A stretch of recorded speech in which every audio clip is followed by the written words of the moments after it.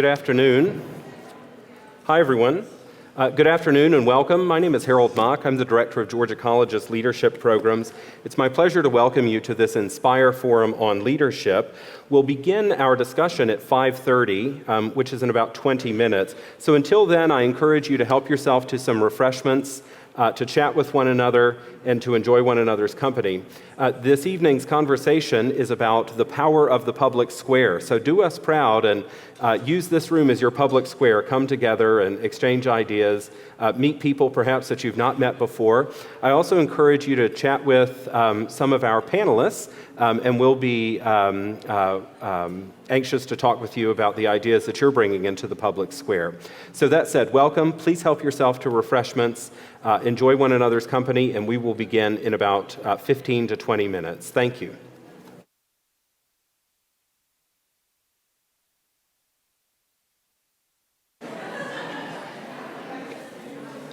Well, good afternoon, everyone.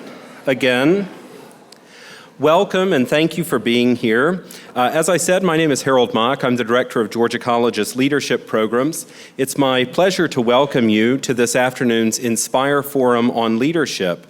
This afternoon, we will have a panel discussion on the power of the public square. Before we begin, I must say that this event is being recorded.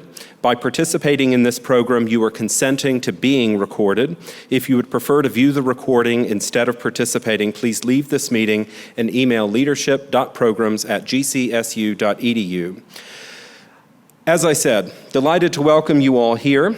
And I especially want to welcome as well our guests who are joining us online. Thank you all for participating. Glad to have three of my colleagues here this afternoon to discuss our theme, the power of the public square. I'll introduce them momentarily, but before I do so, I want to say a few words about this event. The Inspire Forum on Leadership is Georgia College's presentation discussion series on leadership for the public good. One of the most important elements of these events is that we hear from you, our students and guests. We will have an opportunity this afternoon for questions, and I encourage you to shape the conversation that we are going to have this afternoon with our three panelists by listening for things that maybe stimulate a question, that make you want to learn more, that make you want to ask a follow-up, and raise that in our discussion period. Help us to have a good conversation.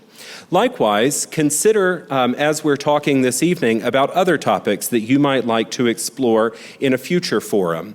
We always ask for recommendations and nominations for future speakers or future questions. So if you find that tonight's conversation brings up something that you'd like to learn more about, please share it with us. You can do so just by talking with one of the staff members or connect with us online at gcsu.edu/leadership. This evening's event is possible with the support of the Georgia College Foundation, the Office of the Provost, the Student Government Association, and the Constitution Week Committee. I know that many of you are here this evening in the context of Constitution Week, so I especially want to thank you for being a part of those celebrations, and I want to encourage you throughout the week to continue learning about the Constitution and celebrating that week at Georgia College. Tomorrow's event is at noon, correct, Dr. Hoffmann? That is Times Talk. As part of Constitution Week, it will be at noon in the Russell Library? Yes. Second floor of Russell Library. Okay. So I encourage you to participate in that as well, the second floor of Russell Library tomorrow, Times Talk at noon, and I believe some pizza will be provided as well. So with that said, thank you for being here. I'd like to introduce our three panelists, tell you who they are and what brings them here this evening. First is Vivian Cassaniti. Vivian is the 2022-23 Newman Civic Fellow. She's a member of Georgia College's class of 2024 studying political science and philosophy. She serves as president of Georgia College's mock trial team and is also a member of the Council of Student Ambassadors. She's an alumna of the Leadership Certificate Program and also a member of the Georgia Education Mentorship Program. Last semester, she completed an excellent public service project regarding broadband access in the rural South. So Vivian, thank you for being here. Likewise, joined by my colleague, Dr. Kelley Ditzel. Dr. Ditzel is Assistant Professor of Public Administration at Georgia College, where she also serves as Campus Director of the Certified Nonprofit Management Program. Dr. Ditzel's research focuses on education policy, race and class in education, and the nonprofit sector. And finally, joined as well by my colleague, Dr. Jan Hoffmann. Dr. Hoffmann is Professor of Rhetoric at Georgia College and is the coordinator of the American Democracy Project. She joined the faculty at Georgia College in 2002. She has served as presiding officer of the University Senate, as a governor's teaching fellow, research associate for the National Issues Forum Institute, and president of the Georgia Communications Association. She's the recipient of Georgia College's Irene Rose Community Service Award, the university's Distinguished Service Award, and just earlier this year was the inaugural recipient of the Flish-Harris Award for Leadership in the Cause of a Liberal Education. So please join me in welcoming these three wonderful panelists, and we'll get our conversation started.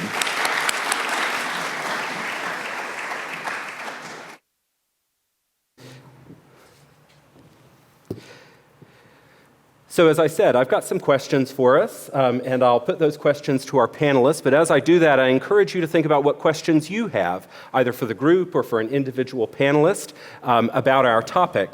So much of the Constitution and the Bill of Rights that many of us have been learning about and celebrating this week were debated in public squares, in town meetings, in Quaker meeting houses, the village green, the local mercantile, and so forth. That's an image that is iconic to American history, a public square, a place where people come together. We come together around shared ideas and interests. We come together to solve our problems, to debate. One of the earliest being, should the United States declare independence? Should we ratify this Constitution? So a question that I have for us is, to what degree is the notion of the public square organic to American democracy? And Dr. Hoffmann, I'd like to put that question to you, in part because of the book that you have to recommend to us, but that's my question for you. To what degree is the notion of the public square organic to American democracy?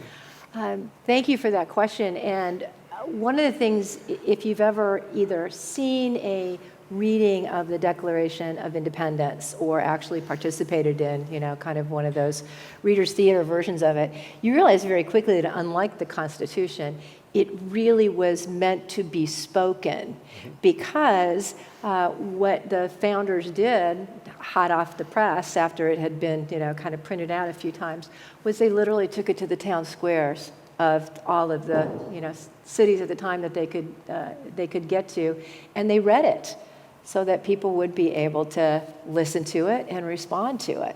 So it truly is in our DNA, I believe, in that sense. Mm-hmm. Yeah, thank you. Other thoughts on that notion of the public square? So much of democracy is meant to be sorted out in public exchange. How do we, as a democracy, continue that tradition of public debate, public deliberation, and dialogue? I think discourse continues to be important, and who is a part of these conversations has changed, obviously, over time. Who is enabled and empowered to participate in the various conversations.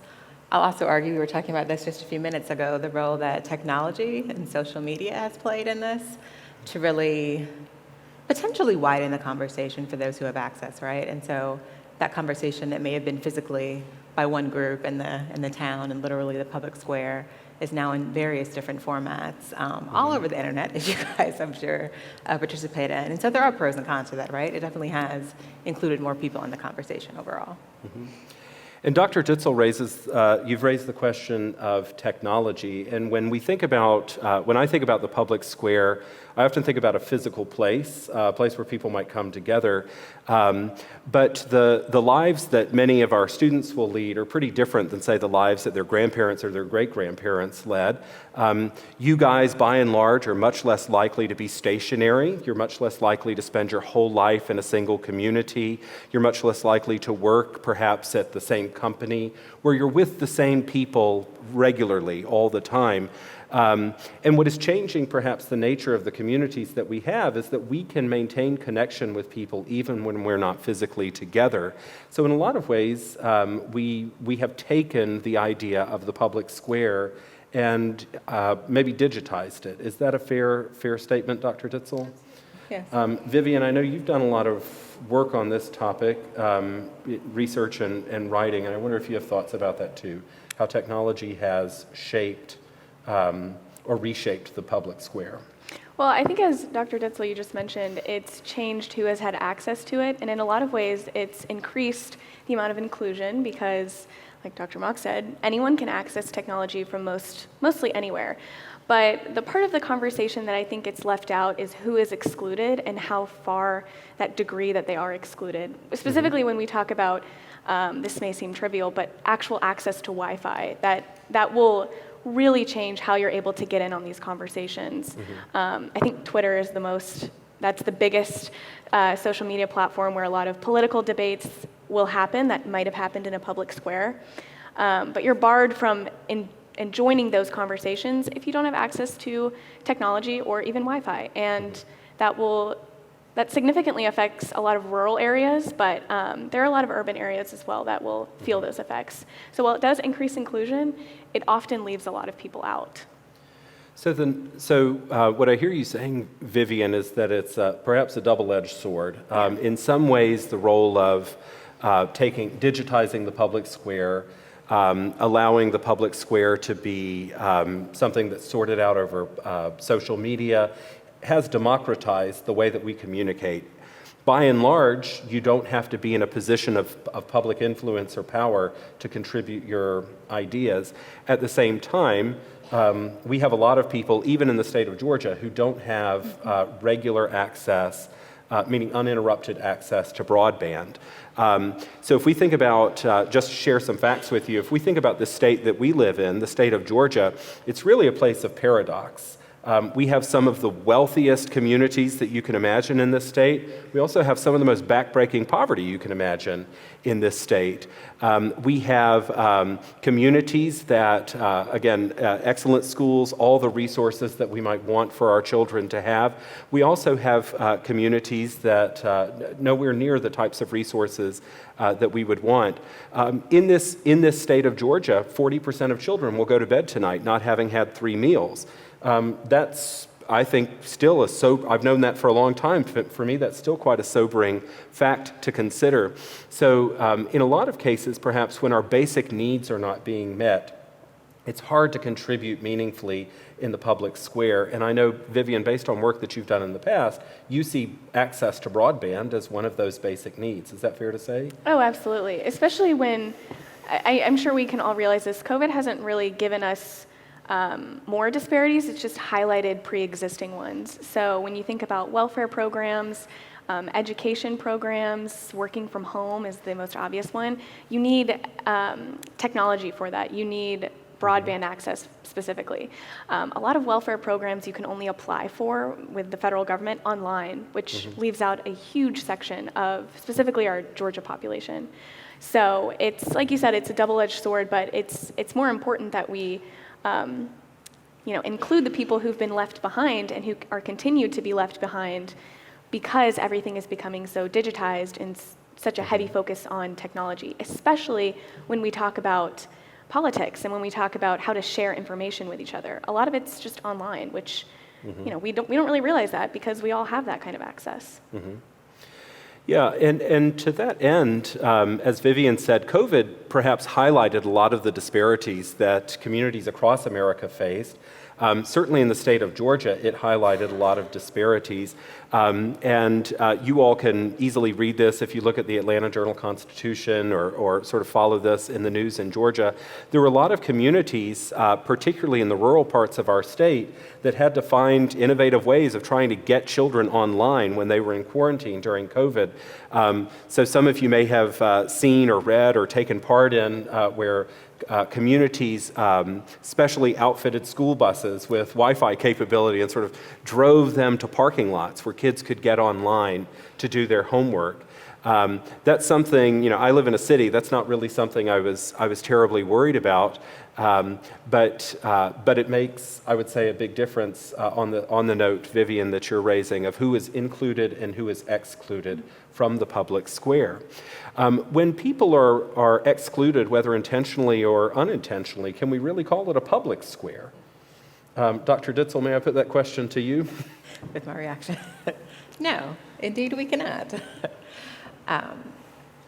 So I think it's important to the extent possible to really engage all aspects of community and to have all voices present, and we know that hasn't been the case over history, and that's changed and fluctuated, civil rights, women's rights, various issues. However, one would argue, and you said leadership for the public good, right? That is the purpose, the point is for the public good. And so to that extent, it really is the opportunity to have services, needs, conversation for all aspects of the public. Yeah. That is perhaps a conversation that is not just inclusive of everyone in the public, but also serves a collective good, or serves the public good, is that? Absolutely. Yeah. Dr. Hoffmann, I'd like to raise this question with you, particularly given your expertise in rhetoric, and that is to ask, has the digitization of the public square in any ways changed the mechanisms of our discourse? Has it perhaps degraded public discourse? Thank you for that question. And allow me a brief digression that I think will set up probably the expectation you would have of me. I have never had a Jan Hoffmann digression that didn't turn out well in the end. So well, please. I'll get back to you on that then.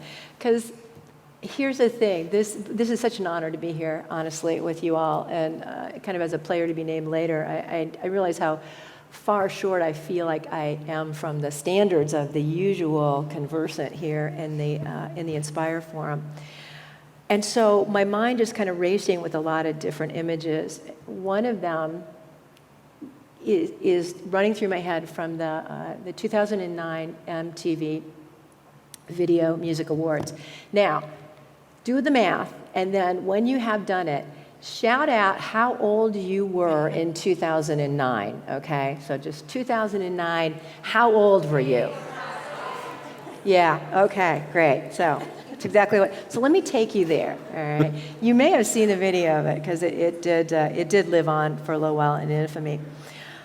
2009 MTV Video Music Awards. Taylor Swift had just been given the award for Best Video by a Female Artist. And she had been brought on the stage in a Cinderella carriage, right? She had just crossed over from country to pop. She was really young. So the MO here, Cinderella's arrived at the ball, and isn't that great? And so she just gets out. Thank you so much. I am so grateful to win this award, when Kanye West, who had imbibed most of a bottle of Hennessy, all right, up to that point, jumped up out of the seats, and he ran up and he grabbed the microphone from her and he said, "Yo, Taylor, I'm happy for you. I'm going to let you finish. But Beyonce made the best video of all time, the best video of all time."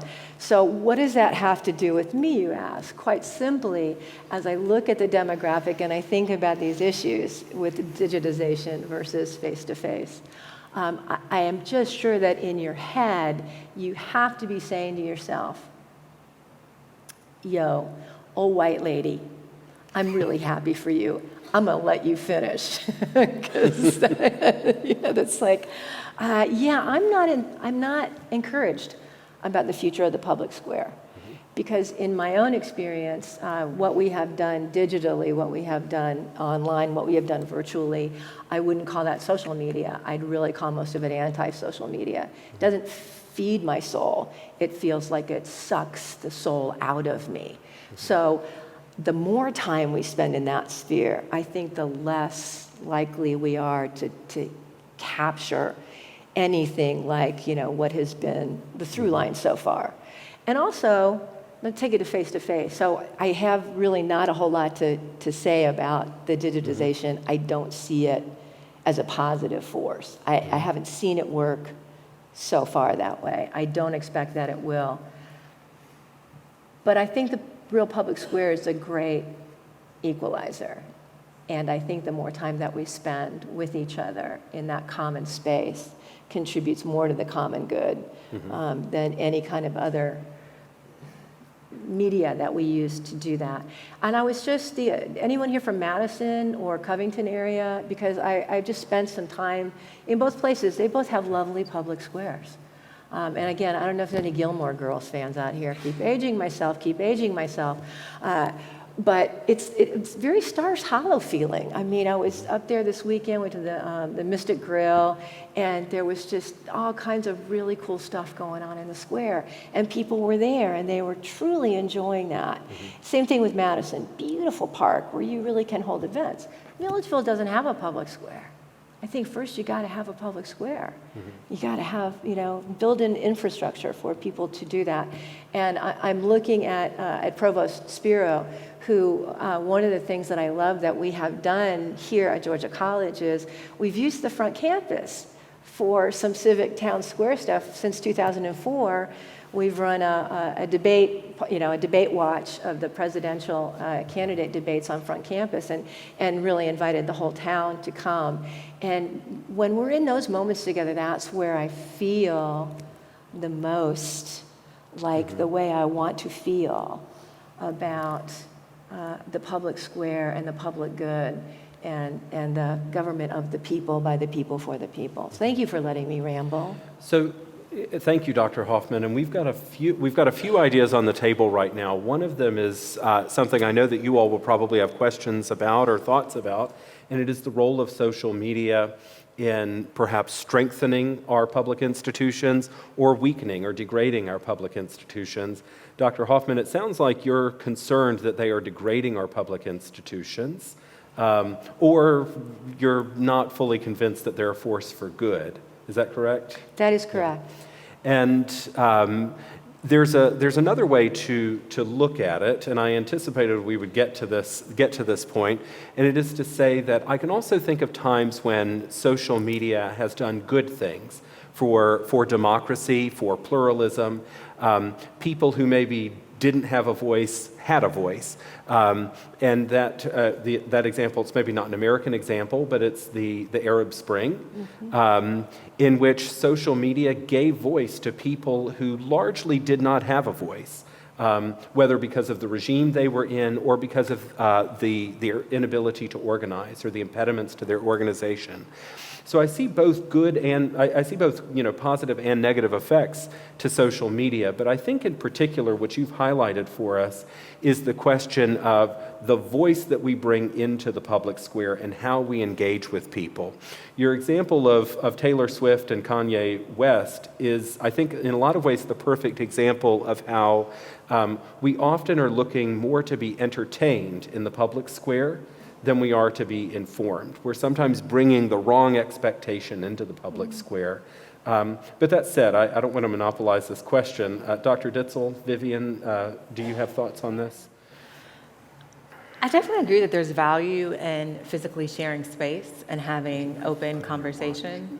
But I do want to acknowledge that I think digitization in social media has actually increased voice and access. It's elevated issues in a way that I think can't be denied. And again, with COVID, these things existed, unfortunately. There's such great inequities. However, it exacerbated them. And with that, unfortunately, many of these things are coming to a head. But the use of social media and Twitter and different virtual interactions, I think really has expanded who has a seat, in theory, at this public square table. And that is something that we can't ignore. And even previously, when you think about it, if you had a public square and you had people coming together, everyone isn't able to physically come. If it's making this up, a weekday evening at 6 o'clock, right? Perhaps people are limited with job, with children, with other requirements and expectations. However, if they had the option to, hop on their phone and do it in such a way, that potentially is increasing those who are able to be engaged. That's right. And, I totally agree with I take back every single thing I said right up until this moment. Something I would add is, while it does bring more people to the table, I mean, it excludes who can sort of come and have these conversations, it also, I feel like it puts a weird pressure on all of us to form opinions about everything that we see. And so now that we have all these different social media platforms and technology and news, we see a lot more than we normally would. I mean, we see disaster and catastrophe and crisis every single day. And I have felt, and some of my peers have felt, this odd pressure to form an opinion as soon as you've seen it and stick with that opinion and defend it. And first off, not everything needs an opinion on. Some things are just events that happen. But it also, I feel like we'll get into the conversation about polarization, but I think that contributes to a lot of the polarization that we see, because this constant feed of information, while it can inform a lot of us, which it does, it also puts this pressure to sort of take a stance, defend it, and don't move from it. And that's just going to pit people into their trenches more than I think sometimes we already are. I think the quality of information is definitely questionable, right? Everything is not necessarily a fact and valid. Mm-hmm. And then I also wonder, we may get there as well, is yes, conversation is increasing, and potentially who's involved in those conversations at times. But what's actually resulting from those conversations? Are decisions being made? Are we actually moving forward in different ways? So I guess I question the consequences and actual decision making from the increast. I think that both of you, Ms. Cassaniti and Dr. Ditzel, raise an important point, and it's not enough to be a part of the conversation. We also have to be sort of bringing our sort of best intellectual prowess into the conversation. And sometimes the nature of public discourse sort of forces us into thinking we have to take a stand on something. Most issues don't have two sides, though. Most issues have like 40 sides to them. Some issues only have one side, and we pretend that they are in dispute to give the illusion of fairness to people who don't have the information. And to that end, this is maybe a shameless plug, but if you see up on this screen a QR code, that will take you to accessnyt.com. Georgia College provides free access for all the members of our community to the New York Times. You can go to accessnyt.com and click Create an Account. You can sign in with your Bobcats or your GCSU email, set up a password, and then you'll get instructions in your email about how to verify your identity. And that is a good way for you to stay informed, to stay up to date on information, to have the same information that a lot of people around you have. And as you enter discussions that are of public interest, to feel like you're, I guess, informed and empowered. To that end, I will embarrass Dr. Hoffmann and say that she was the person who helped to organize this, 15 years ago? 2005. Okay, so more than that, 17 years ago, to provide all members of the Georgia College community with access to the New York Times. Dr. Hoffmann referenced our provost, Dr. Spiro, who the Office of the Provost funds all of your access to the New York Times. So I'd encourage you, take a quick picture of this QR code, and set up your access to the New York Times. Dr. Hoffmann, would you add anything to that? What's the value in, say, folks having access to a newspaper like this? Fact-checking, I think more than anything else. It's that they have a firewall, as all good news sources do, between their news analysis and their news gathering. Mm-hmm. And so you know that they have fact-checked what they put out there as news before. And if they make a mistake, they retract it, and they'll tell you. So that's a really precious part of democracy. Mm-hmm. And to that end, so I've got some questions for us about how we perhaps can bring our best, our sort of best selves, our best intentions into the public square. One thing that we can do, of course, is come informed, read things like the New York Times or the Washington Post or the Wall Street Journal. We can read our local organs, the Union Recorder, the Baldwin Bulletin, things that are closer to home for us, like the Atlanta Journal-Constitution. But I put that question to each of you: what are other things that we need to do if we want to be effective participants and contributors in the public square, in public discourse? I'd say one of the first things is to recognize that we all are operating from a similar level of humanity. That may sound too philosophical. I apologize. I am a philosophy major. But I think the important thing is that we all have different identities and we all are involved in different communities.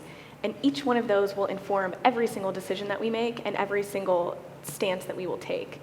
And so the first thing I think is just to recognize that, and it sounds cliche, but respect people from where they come from, because that's much like it's an integral part of yourself, it's an integral part of them. I think after you hit that baseline, then you can answer some more complicated questions. So. I was going to say something similar, although unfortunately I don't know that we all operate from that sense of humanity immediately. But I would also encourage listening, getting outside of yourself, seeking to understand the experience of others. I think cultural competence in our increasingly diverse world, and diverse in a variety of ways, right? There's so many different aspects to that. It's critically important. And if it really is a democracy of the people, for the people, then all of the people need to be included. Yeah, well said. And all I can add is it's not a spectator sport. Democracy is really hard and it demands a lot out of each and every one of us. And so as easy as and desirable sometimes as it feels to want to avoid it and to hear the word politics and go, ugh, which I understand, given the way it's being practiced, if you will. But that we have to do the opposite of what that desire is and jump into it to get the government that we deserve. It is of the people, by the people, for the people. And so you can't wait around for somebody else to do it. So that's the thing that I keep reminding myself. I've been so immersed with the Queen's death and, wearing her on my jacket here. I came here tonight really wanting to tell you that there are two people who inspire me. One of those is a group, and it's you, and I'll talk about that a little bit later.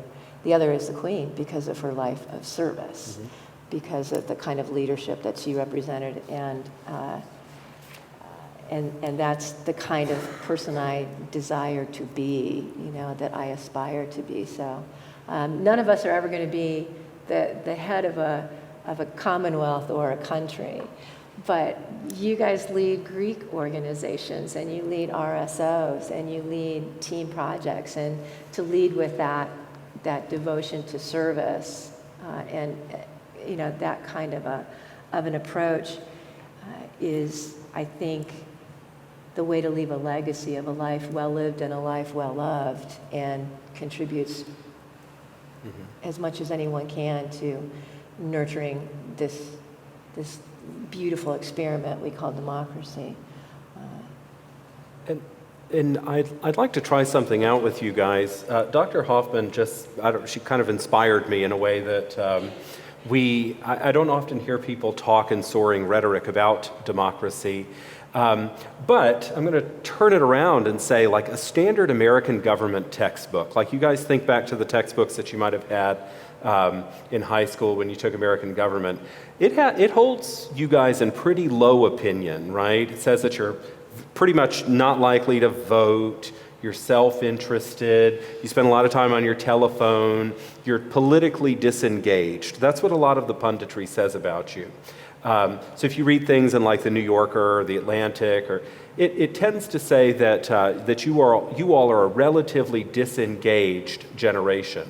But I'm going to say I feel like the pundits have gotten you wrong, and here's my take. You guys, most of you were born, say, late 90s, early 2000s. You have come of age in an era in which our politics has been pretty rancorous. So you have seen a lot of the people that we might ordinarily look to as leaders not necessarily behaving in ways that you want to emulate. You've also seen a lot of the institutions that, say, folks who are maybe about twice your age, like I am, your parents, your grandparents, a lot of the institutions that maybe used to have a lot of trust around them, you all have seen them falter, slip, mess up. I'm thinking about some of your earliest memories might be of the housing crisis in 2008, an economic recession in 2009, where it seems like the rich got really rich and the poor started to get really poor. You all are part of the first generation in all of American history since Jamestown, since the 17th century, that is projected to be less well off than your parents' generation for the first time in American history. I also think it's telling that some of the books that you all came up with as kids are books about grown-ups messing up the world and kids having to fix it. So think about Harry Potter or the Hunger Games, where like grown-ups irrevocably screwed up the world. And you're poring over these pages as a kid, reading about how Katniss is going to save everything. Is that a fair rendering of the Hunger Games? That's the one-sentence version, right? So I tend to think that a lot of the pundits have gotten you guys wrong, because the students who I teach, and I think this is probably true, Dr. Ditzel, Dr. Hoffmann, the students who you teach, I tend to see them as very engaged, very concerned about the world around them, wanting to make things better, interested and committed to things that are bigger than themselves. That's what I think the story is of you guys. It could be that maybe I'm just spoiled and I have extra great students or something, but I tend to think that a lot of the punditry has gotten you guys wrong. And that it tends to see you as disengaged from the public square, when in fact, you maybe feel like the public square just wasn't designed to solve problems in the way that Dr. Hoffmann is describing. I'm curious, I'm going to take it back in a moment, but I'm curious, responses to that. Do you guys think I've missed the mark? Yes, sir.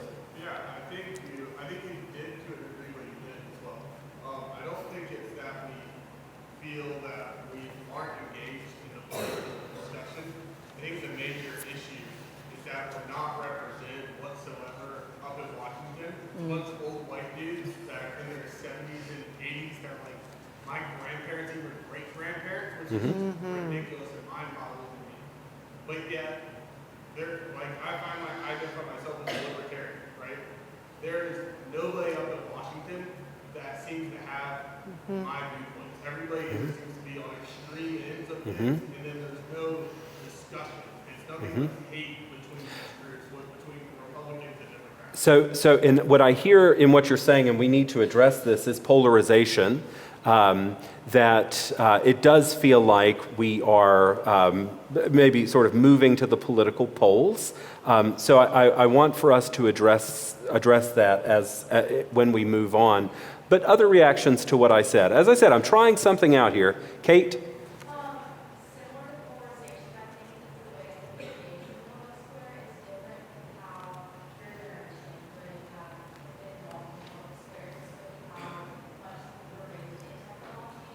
Yes.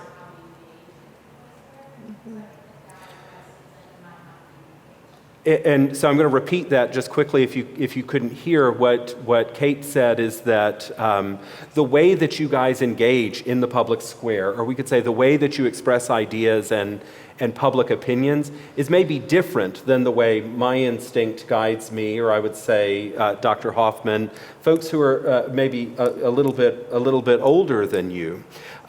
So I think about, like, let's say my parents, who were born in the early 50s. Growing up, their communities were organized around things like civic clubs, political parties, trade unions, religious congregations, sports teams. It's much less likely that those things are going to constitute the public square for, say, you guys. You are much more likely to express ideas through social media and in other mechanisms. Last comment to you. I was just going to say that I feel like we are a lot more like verbal, especially with the technology we have, but it's not often we find spaces that respect our opinions, just because of our age difference. And I think it's really cool the difference in opinions that we do have as we've experienced with things. I just feel like a big gap is like respect. We all need to learn to respect people above us as well as respect people Yeah. below us. That's right. And so the comment, if you couldn't hear, was about how often, I think particularly on the basis of age, you feel somehow like you're just taken a little bit less seriously in public discourse. So I'm curious from our panelists, Dr. Ditzel, Vivian, Dr. Hoffmann, reactions to what we've just heard. And it's possible that I've gotten this wrong too. Dr. Ditzel, can we go to you? I think you made an interesting point. Was it Kate in the back? That you guys grew up with technology, right? So that's a totally different approach, childhood experiences, and what you're used to, what's innate for you. I didn't have my first cell phone until I was a junior in college, when I could pay for it myself. So I think that's just a huge difference, right? Like, I did not grow up with internet and obviously social media and all these things. And so your norm is different than what ours is, but it's not necessarily any better or any worse. And I do agree that that should be respected. Again, it gets back to the question of how do we actually make meaning and change from these interactions? But you have to start somewhere, and if that's where people are already naturally, then thinking about pathways and mediums, which many organizations do, to do something with those groups and how you come together. I tend to agree. I think every generation, as you go down the line, has been given different tools and different resources as how to join the conversation and how to participate. But there's such a stark difference with technology. I mean, it's just changed everything. And I think we're one of the first generations who's really had to come to terms with this. And I guess to go back to that earlier point of like, what is the purpose of these online platforms? It's not really geared towards giving us answers. It's more of like starting a conversation and then, okay, let's set that aside. Like, that doesn't really influence real politics. Like you said, there's no real effects that come out of all these conversations. And so it's hard to, I completely agree, I think both should be respected, but they're so different that it's hard to put them together and then come up with real solutions that will help everyone. And sometimes we have the illusion of participation in social media. It's sort of like it gives us the illusion that we're a part of a discussion or something. But at the end of the day, it doesn't really matter in the same way that voting is going to matter. It doesn't really matter in the same way that, say, calling a legislator is going to matter. I'm curious, Dr. Hoffmann, what are your reactions to that? Well, I'm not sure how I feel about it because, again, my experience is that when people can be in synchronous, place and time with each other, and you can kind of move through a process of deliberation rather than advocacy, that you create something that's bigger than what you can create in a strictly online forum. But I think the thing I'm most struck by is I couldn't agree with you more. You are so not represented. And this is where we get to that. You got to jump in, right? You're not going to be represented until you knock all those 80-year-olds out of there and replace them with 26 and 27-year-olds. And so local government is the place for you to start. We should have term limits on everybody, right? It shouldn't just be presidents. We should have term limits on, because democracy was always meant to be, we're moving in and out, right? Literally, citizen and representative, those two went hand in hand. And so I just so can't wait till I see you represented in the school board and, in the city council and as a state senator. The places where we start local. We think globally, but we got to act locally. And we got to jump in because it's your turn. It's so your turn. But they're not going to give it to you. Okay? Power corrupts. Okay? And people don't want to give power up. So I want you to just dive in there and grab it, because you're going to save us. And I just wonder how you all feel about that, right? I think and I agree and want to echo what he said about representation matters and thinking about elected officials and to the extent that they're not reflected of you all in this room. But also power is a huge aspect of that. And like you just said, they're not going to give it up. And I fear that so many people are becoming increasingly apathetic. And so we know voting is the result of trying to make those changes. But if people feel like it doesn't matter and they're not represented, like how do we combat that in order to change the public discourse? And I want to address something on that note, people being represented or not represented. We've only referenced it gently or just a little bit, but in some ways, a lot of the mechanisms of public engagement, the public square in American history has been designed specifically to keep some people in and some people out. So the long trajectory of American history has been a question of inclusion and exclusion. And I would point specifically to the question of race. We have a public square that has been, for most of American history, specifically designed to exclude people on the basis of their race, not just in the technical mechanisms of voting, serving on juries, making decisions, running for public office, but also being a part of a discussion, being invited to share ideas. And I'm curious from our panelists if we can address that, either in a historical context or in a contemporary context. I mean, it's important to acknowledge, right?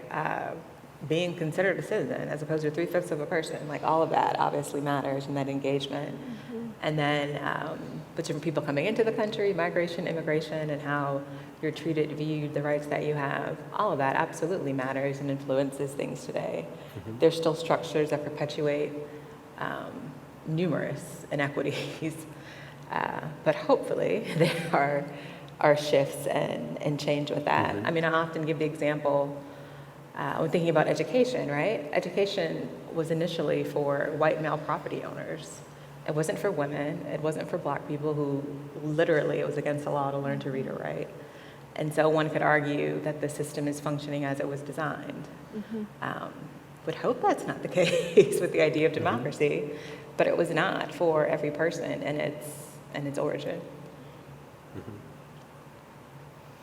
If I could offer an example, I know that often, I'm a historian by training, and I know that often we imagine that history is much further away from us than it really is. But to share, I was born in 1984. My parents they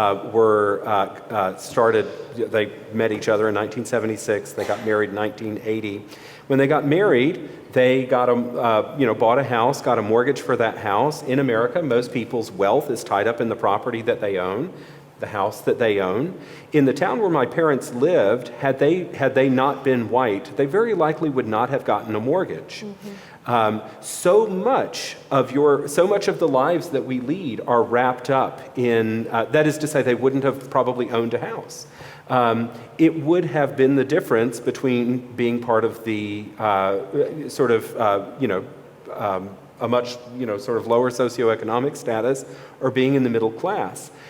So much of my life has been born by of privilege has been born of the fact that I had parents who I guess had that had those assets, and I think that maybe we have the perception that these things are very distant in the distant past, but in fact they're not. They're very much a part of the world that we are inhabiting today. Is that a fair statement from Dr. Ditzel, particularly with your training in public administration and political science? Is that a fair way to look at this? Yeah, absolutely. I mean, you're talking about redlining and people being denied loans and different things. And again, those are systems that are operating in such a way to exclude people. Absolutely, that continues to matter. I mean, if we look around Georgia College's campus and who's present and who's not, and how that compares to the community of Milledgeville, these are continued issues in thinking about access, opportunity, power, right? So unfortunately, it's not that long ago. Like schools integrated, they were supposed to in the 60s and 70s. I know that might seem like a long time ago to you guys, but that's what the generation of my parents, it's really kind of crazy to think about. That's right. Other thoughts from our panelists about inclusion and exclusion in the public square?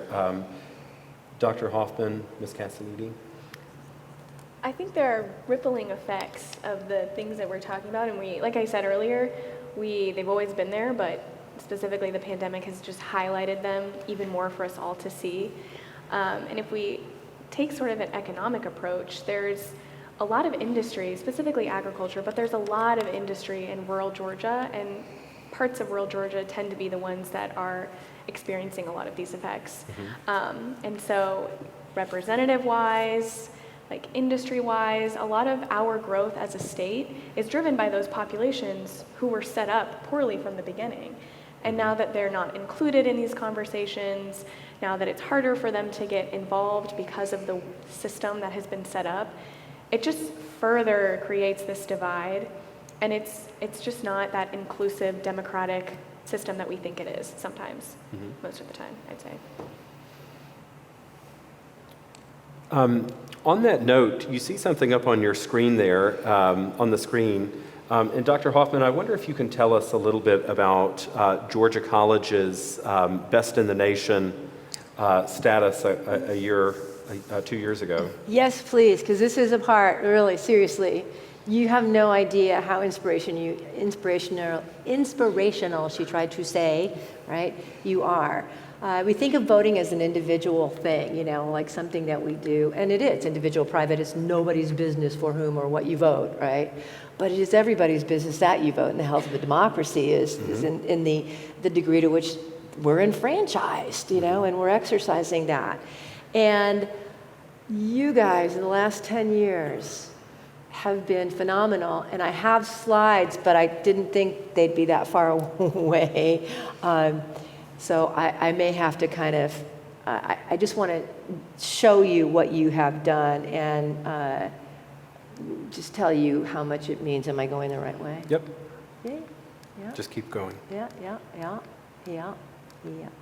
we're going. There you There go. we go. Are we there?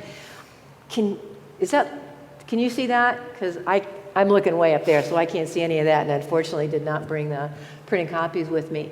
But what you should see, and this is collected data over the 2014, 2018, and 2020 elections for Georgia College and State University. It actually comes from, our participation in the Tufts University National Study of Learning, Voting, and Engagement, or the NSLVE survey data. And they've been compiling it since 2012 for all the participating colleges and universities. So this is kind of a little summary slide.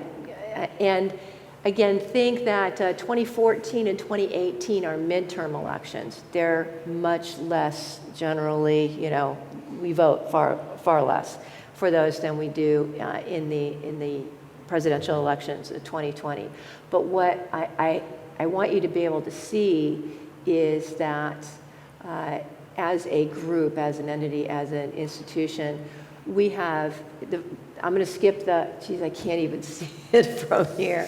I feel, I want to skip the thing that's over there on the left that has the 40%, because I think that was from 2014. I'm going to try to see if I can bring this up on my phone.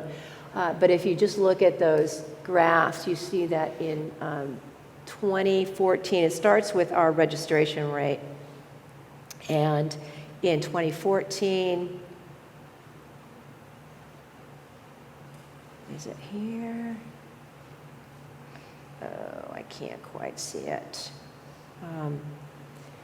Our voter registration rate in 2014 was, what is that? Can anyone see that? 60? Is it? Thank you. Which was above the national student population average. And then you go up to 2018 and you see our registration rate is, you tell me?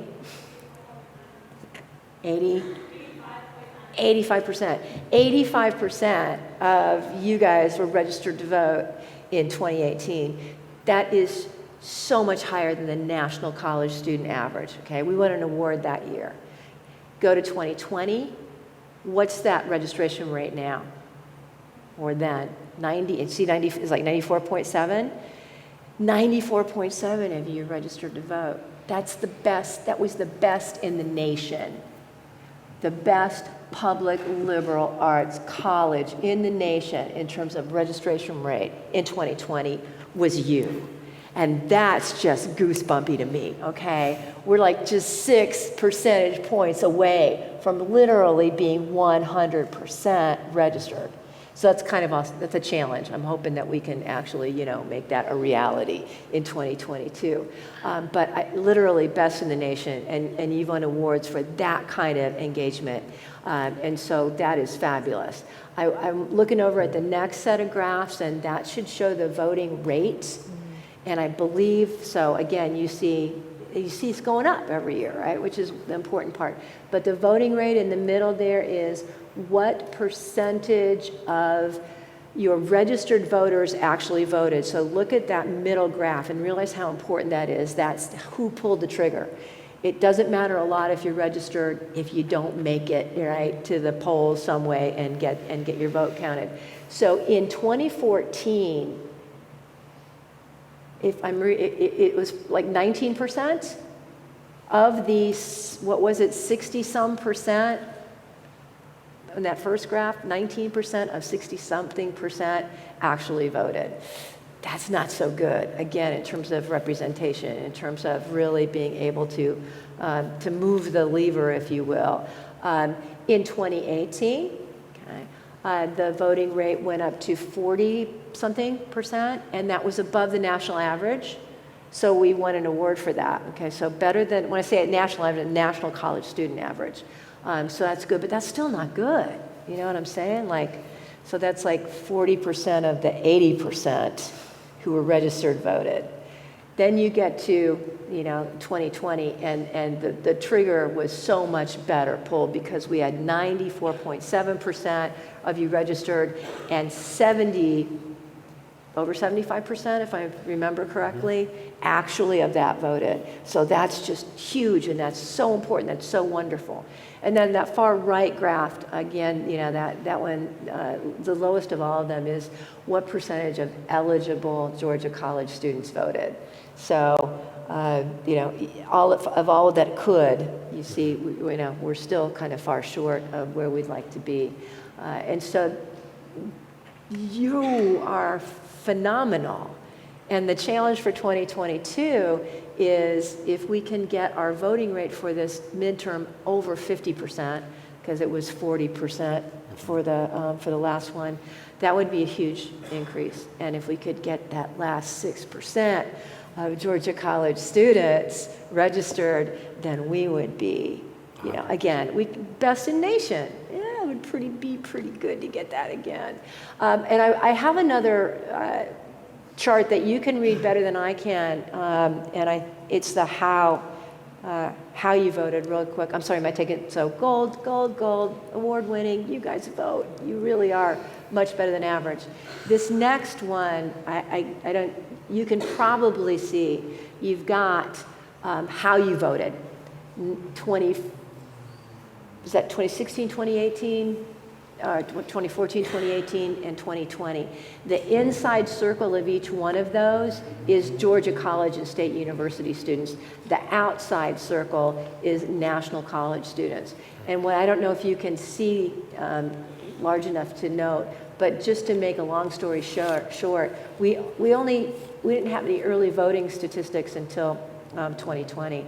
But if you look at the difference between mail-in vote, absentee ballots in 2014 to 2016 to 2020, you see that your preference for how you vote flipped from 63% absentee to 63% early voting.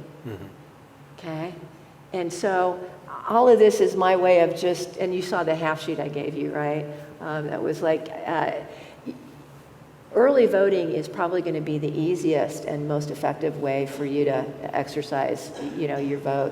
And there's 2 Saturdays in October that I just want you to make a plan for how you're going to vote, and then remember to do it, because that's the hardest part. Which is why you put up the turbo vote. Yeah, if you hand that back, I can Yes, get to it. because I think we all want to do it, but you guys don't, there's a lot going on in your lives. So we would urge you to opt in and sign up for turbovote.org, who is our partner. And if you opt in, they will send you reminders, however you want them, on email or text message, so that you remember what's the deadline, where do I need to go, how do I need to do this? Because I think I just really want you to make a plan for however you're going to vote, and then pull the trigger on it. So thank you for letting me make that spiel. I'm the grassroots person here. I'm like the person with a small d on democracy. These guys have a lot of the great answers for the big questions. All I can do is kind of say, okay, let's get this done. Let's move ourselves forward. So thank you so much for letting me share that. And I just really want to give you guys a hand, and I hope you will join me. You guys are best in the nation. You really are. Well done, okay? You gotta own that. It's phenomenal. So to keep that best in the nation status, you can, if you take a look at what's on the screen right now, check out your Georgia voter registration, sign up at TurboVote, and you'll see on the right-hand side of the screen some dates that you might want to mark. And remember, TurboVote will help you to remember those things. I would like to transition to some questions that you all might have for our panelists. Questions about anything that we've raised, and anything that you might like to hear. What questions do we have? Yes, Kate's going to bring you a microphone. And tell us your name and say in a big voice what your question is. Oops, switch it on.